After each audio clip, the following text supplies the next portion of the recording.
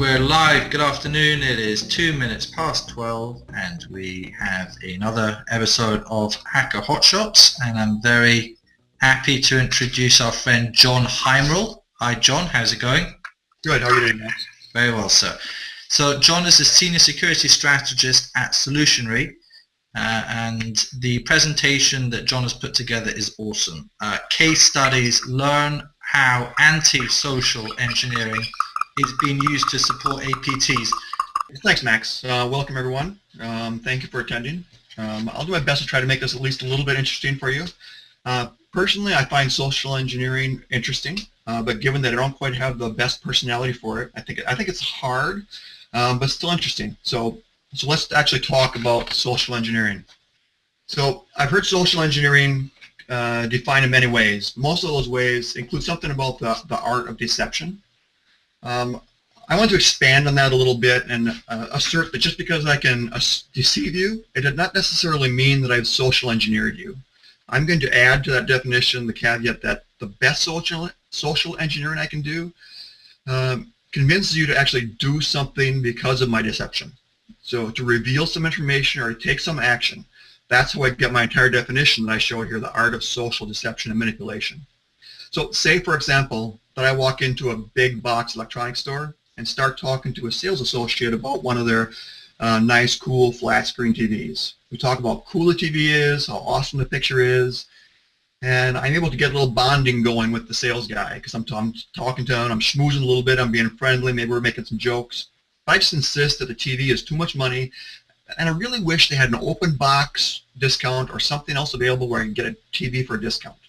And I just keep on the guy until he takes out a box cutter out of his pocket, slices an open TV box, and he sells me the TV with a 25% discount because it's an open box. Or let's say I'm going to New York City for the weekend. The previous Monday, I figure out which Michelin 3-star restaurant I want to take my wife to that weekend. Now, I know the weekend reservations are already booked for at least 3 weeks in advance, so I call and ask for a table, and the young lady apologizes, but she tells me no, they have no tables all weekend. I keep asking her in different ways, and she says no 5 times. During that conversation, I notice a French accent. So I speak a little French to her, and I ask her where she's from. She says she's from Saint-Étienne. So I do a quick Google search, and I find out that there's a Saint-Étienne near Lyon. So I ask her, that's near Lyon, right? As like I'd actually heard of Saint-Étienne before. Then I tell her it's beautiful country. I talk about how my wife and I will be in New York City celebrating our 29th wedding anniversary, and that for our 30th, we're going to Paris, Lyon, and France, and Nice. By the time she got around to answering the question the 6th time, her answer was yes. Now, we're not going to France next year, but I still got the dinner reservations. The TV works great, and dinner at Daniel was awesome, expensive but awesome. So that's 2 kind of informal and simple examples of social engineering. I was able to talk someone else into taking some action that they were not necessarily supposed to do. Now, the question I want to answer is, what makes a good social engineer? What's the most important characteristics to have? Now, I'm going to say it's chutzpah. Now, if you don't know what chutzpah is, you're going to have to look it up. But social engineering does not really require great technical knowledge or insight.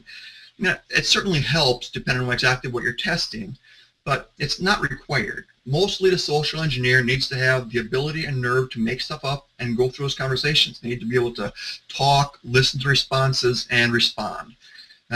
Having no conscience at all helps, which is why I don't make the best social engineer. I didn't get the discounted TV or the dinner reservations because I had some technical knowledge. I got them because I asked the right questions. I listened to what the other person said and how they said it, and I pushed the right buttons.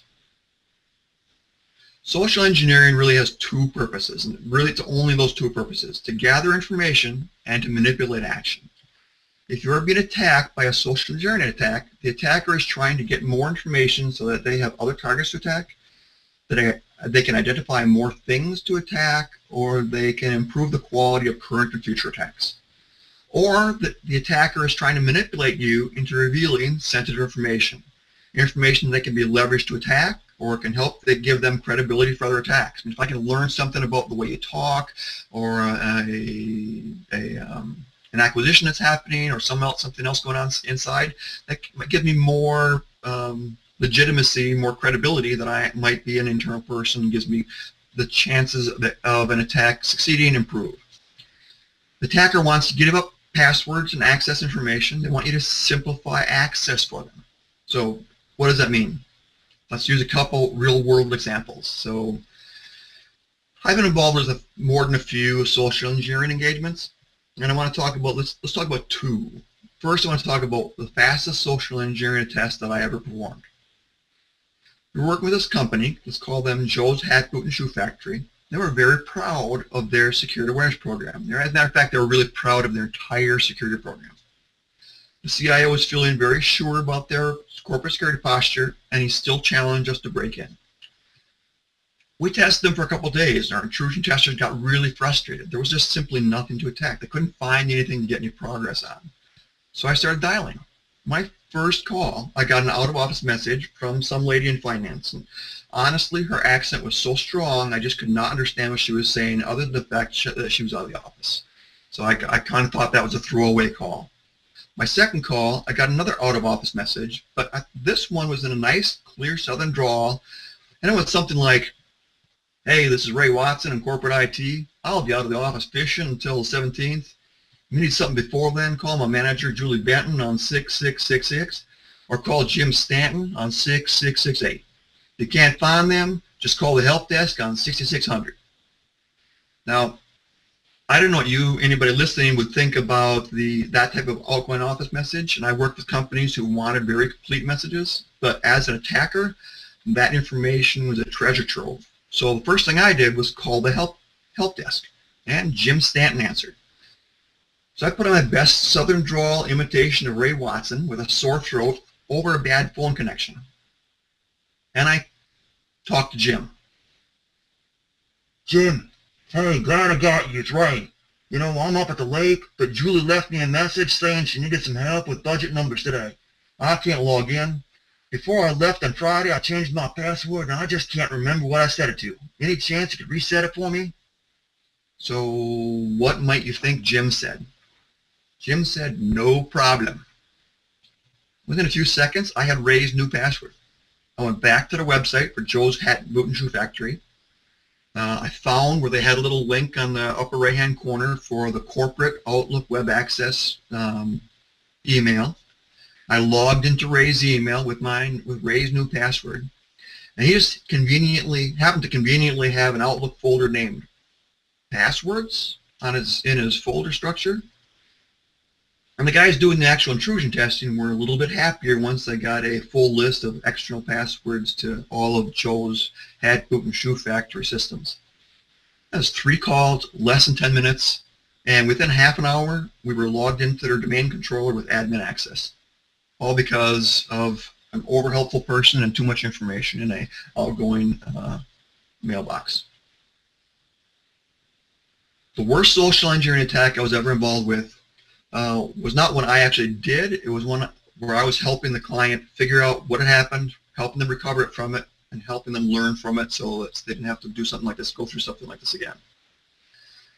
The CEO of a high-tech communication company included information in his LinkedIn account that he was a big BMW fan, loved BMWs. And he actually posted that he was going to buy the new 2010 BMW when they came out. An attacker saw that and called him, claiming to be a regional BMW sales exec. He was offering previous BMW owners a loyalty rewards program. The CEO could get the 2010 BMW 2 months early, before anyone else, and get a 15% discount off MSRP if he completed the loyalty application and returned it directly to the regional sales exec. The CEO was ecstatic. This is a BMW nut. I can actually see him dancing a little jig in his office when he got this phone call. And he was probably even more excited when he got the email. Probably too excited to realize that it came from bill.bmwexecprogram@yahoo.com. So what do you think he did? Yeah, he double-clicked and ran the attachment. He got his application, which he immediately returned to Bill at yahoo.com. He also installed a Trojan horse on his computer, which then emailed itself to to every employee in the company. So the next morning, when all those employees came in, what do you think they did when they opened their email and they saw an email from the CEO that said, important, must read acquisition news? Yeah, they read it.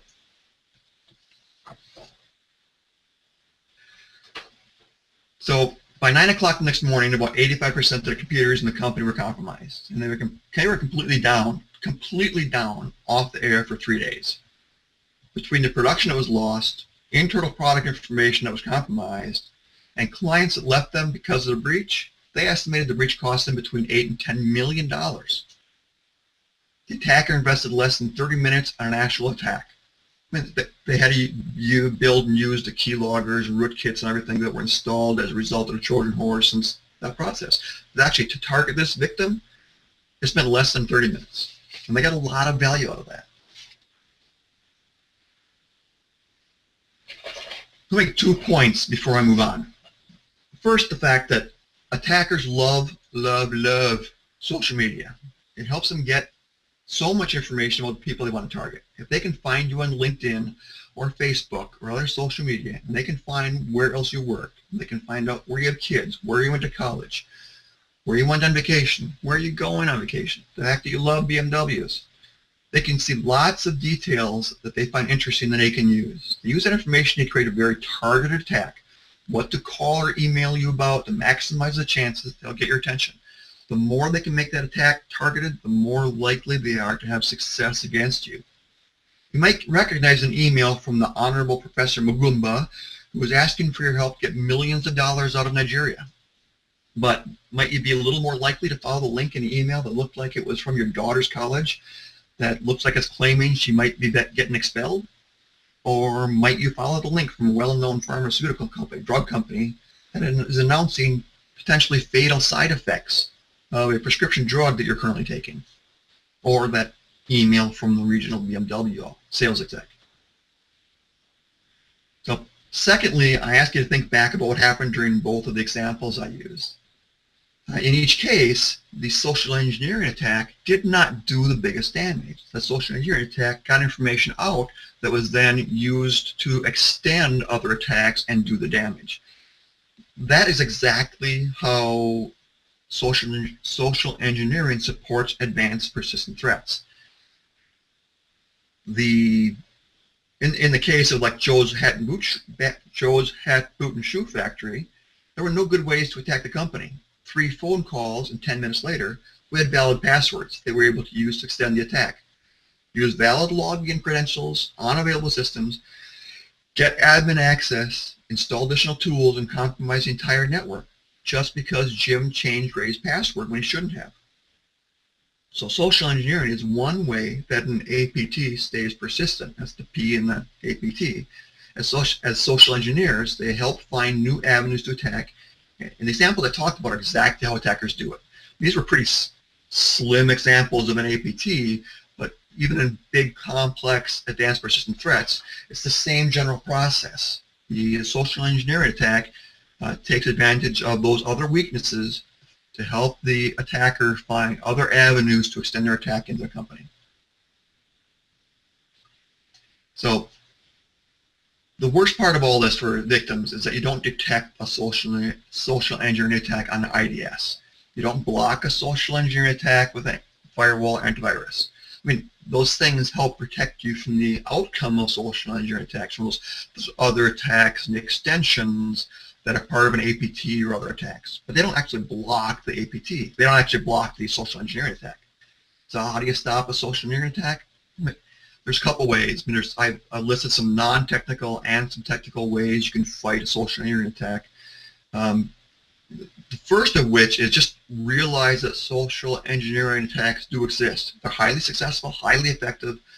And I'm not the best at social engineering attacks. I got too much conscience, and I'm not a real fan of lying. But if you can go through that process, you can have even more success. And even though I'm not the best at this, I've done several attacks, and I've never failed. I've never done a social engineering attack where I was not able to get at least some valuable information out the inside. Second of all, You got to realize that people are trying to use phone calls, emails, social media. They're using a variety of avenues to reach you, right, to take advantage of your good nature. The more information you share on social media that can be used to help make attacks more personal, the more targeted those attacks can be. If I'm calling you and can claim a common interest, like our kids go to the same school, or we own Huskies, both own Huskies, that is good for me. It increases my chance for a successful attack. So you have to understand that information is out there, so be aware of what you share and that what you're sharing can be used against you. Third, be careful about the amount of details you leave in your outgoing voicemail and out-of-office messages. When I used an out-of-office message on my 3-call breach of Joe's Hat, Boot, and Shoe Factory, I mean, would I have had the same amount of luck if Ray had simply said he was out of the office? Well, no, because I didn't have the same amount of information. Could I eventually got there? Maybe. I probably could have at least some luck, but I would not have gotten as far as fast if Ray had not been quite so helpful. Fourth, remember that no one will ever ask you for your password. If IT needs it, corporate IT needs it, worst case, they can just reset it and give you a new one. So never give out your password for anyone who ever calls for it. And if your organizational IT really does need to ask for your passwords, just stop that. Just stop it now.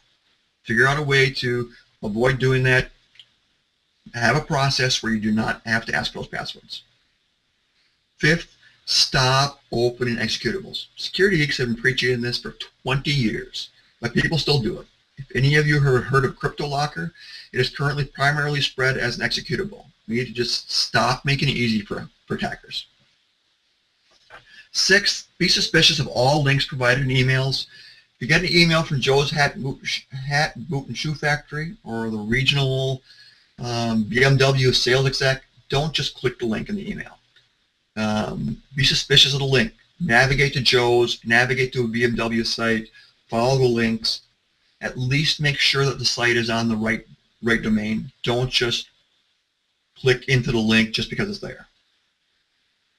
Lastly, second to last, as far as fighting non-technical ways to fight social engineering, is don't fall for gimmicks. I was able to get the sales associate at the big box sort of like me, and kind of guilted him into finding a way to give you a discount.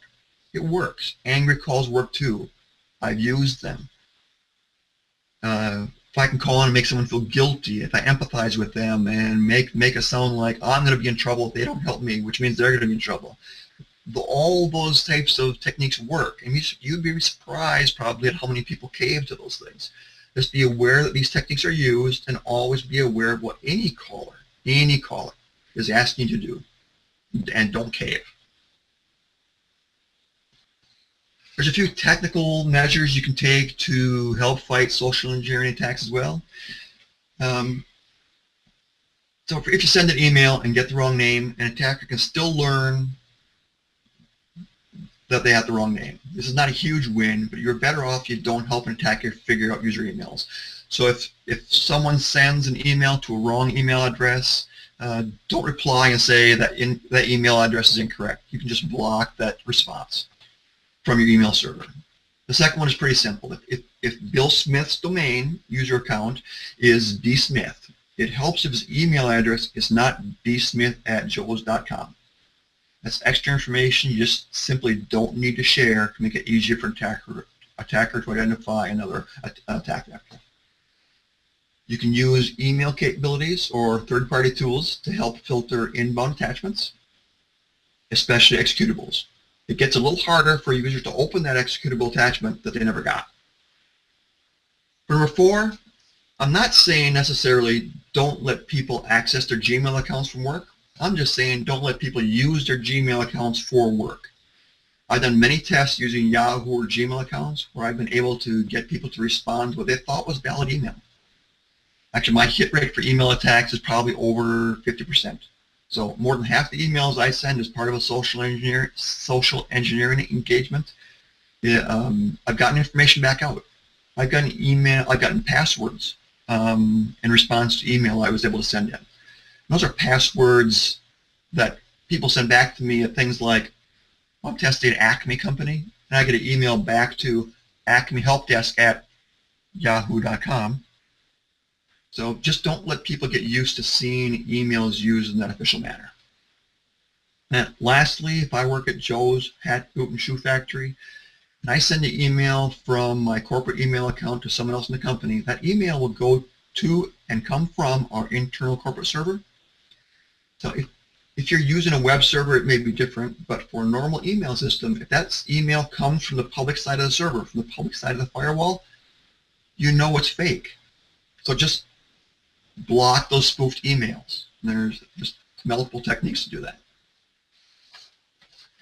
So that's all I had. Thank you for coming. I hope this helped, and I'm happy to hang around for any questions. Excellent. And as you were talking about things, I was thinking about people who might be good at social engineering, and I have some resumes from some old mortgage brokers I used to work with in the past who would be perfect candidates for social engineering. That might work. You got no conscience, you don't mind lying, you make a good social engineer. That's it, man. That's it. These guys were unbelievable. Anyway, okay, so I've got some very. Let me ask you, John. In basically, how does solutionary? I mean, what solution? What solution do you guys actually provide? I mean, when it comes to social engineering, how do you help a client who's concerned about social engineering? Well, there's a couple real techniques on how solutionary helps against social engineering. So there's no way to really detect the act of social engineering attack. You can't notice that the phone calls are coming in and that someone's social engineering you. But you can see some of the outcomes of the attack. You can see escalated external attack, you can see other people trying to log in from the outside. So solutionary will help see those other associated attacks because of the way we do the log monitoring and management in our environments and the way we do that support for the client. So we can see the associated attacks. The second thing we do is we've got a sizable professional services group within the company, security consulting service, and they will help do social engineering tests, social engineering training and awareness, and they'll help make sure that you are better prepared to identify and respond to a social engineering attack when it comes. Say social engineering 3 times fast. It's really hard to say. Terrific. Okay, John. Let me get your question here. Based upon your list, what is the main one thing that we can do to prevent phishing and social engineering? Which is your number one? My number one is probably that, unfortunately, it's that people have to appreciate that they're targets, and it's just simply that awareness. People have to be ready to be that personal firewall. So they have to know social engineering is going to take place, they're going to be targets, and when they get that call and email, they have to, in that process, while they're dealing with the client or dealing with a normal communication, they have to have that little nagging suspicious, that little nagging voice in their mind that says, is this genuine? How much information do I reveal? How far do I go with this before I say this is suspicious? So you have to put that in your mind to treat everything, all incoming communication like that, with at least some suspicion. Awesome. Okay. The next question that came in here. Does your organization, or would you personally recommend two-factor authentication? That seems to be a sure way to eliminate most scams. Comment on that? Yeah, two-factor authentication, if you're using a token or something and using it in ways that people can't give up passwords, that helps a lot by making the login process harder, but doesn't necessarily cut out all other alternative social engineering attacks and avenues to expand. I think of one attack, for instance, that I was in some social engineering work in which during my conversation with people, I was able to learn that they were closing building 216. And so in additional conversations, I was able to also learn that they were having some details, some advanced networking problem. And the fact that I was able to share with them that they were closing building 216, I was able to get them to, I was able to pretend that I was the Cisco engineer, and they gave me the Cisco router password so I could log on and change settings on a Cisco router. Now, someone going to turn on two-factor authentication for a Cisco router? Man, it's possible to add more advanced authentication, but just because you're protecting passwords in that way, it doesn't mean that's the only avenue to cut off a social engineering attack. It helps. It's one more complication that an attacker has to overcome, but it's not the only avenue. So don't think that's completely makes you completely safe.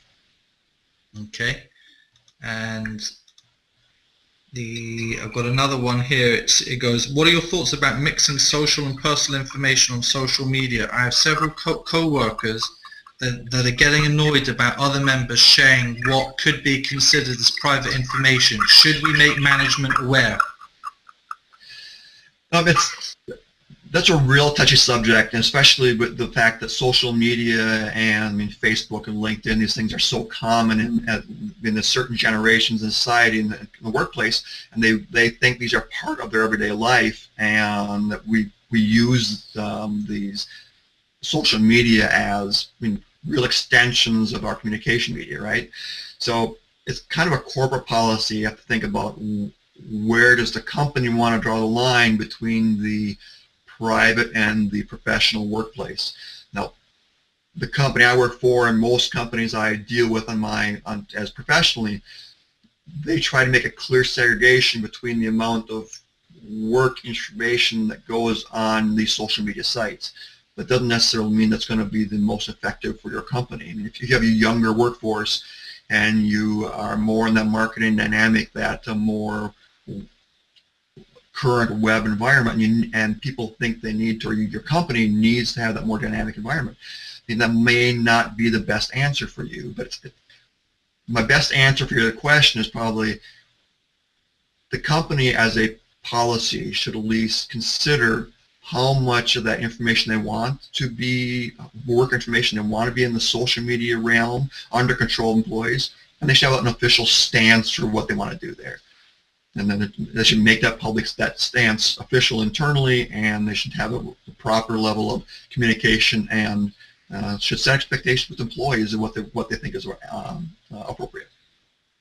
Awesome. Jon, thank you so very, very much for taking the time to give us such a clear, easy to understand presentation, and we'll continue to drive traffic through to this presentation, and I want to wish you and the guys, the fine guys and girls at Solutionary, continued success.